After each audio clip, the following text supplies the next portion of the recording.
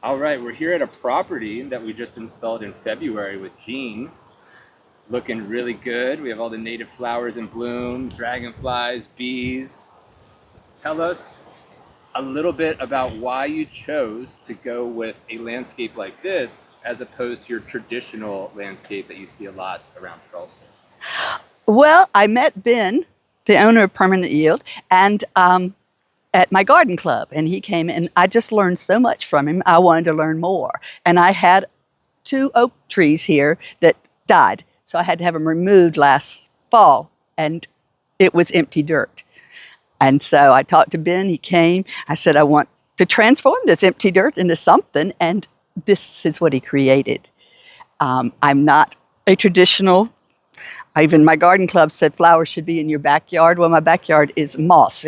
There's no grass. So this is I just love it. And I can share it with everybody. It's people drive by slowly, they ride their bikes by, and they just are amazed at what this garden keeps producing. I have fruits. I have savory things that I can make tea out of, beautiful flowers that just keep cropping up in different times. And every day you come out, there's something different. And it brings me a lot of joy. Oh, that's great. That's great. Yeah, we have a lot of great native flowers here. We got the blackberries back there. What's your favorite part when you walk out here? What's your favorite spot to go and check out? Oh, well, I check out the strawberries and blackberries first. And then I cut flowers galore to bring into my house and take to friends. And it's every time you come out here, there's something new blooming that you didn't see the last time. And I mean, that can be within one day. If you go away and come back after a few days, it's totally different garden. It just keeps growing and bringing joy. Yeah, and I think that's what's cool with these landscapes is you have something through all the seasons, all year Yes. long. There's always something to enjoy. Yeah, let's take a look at some of the stuff in here. So we got the phlox, the blazing stars going into bloom. Got the little tiny bees on there. The blackberries taking off.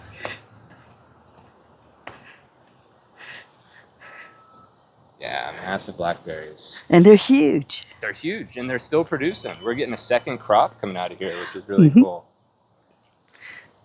And I've had blackberries for probably 2 months. And the strawberries bloomed first. I started seeing strawberries. Yeah, and the strawberries are still going. And Ben uses a compost, tea compost, to fertilize it. So everything's natural. There's nothing Yeah, so we do a that's quarterly harmful. compost tea here to help the microbial life, which has been very beneficial because there was nothing here. It was No, devoid of anything. it was dirt. Yeah. Yeah, we got the Rudbeckia in bloom, the bee balm's about to go into bloom, coneflower.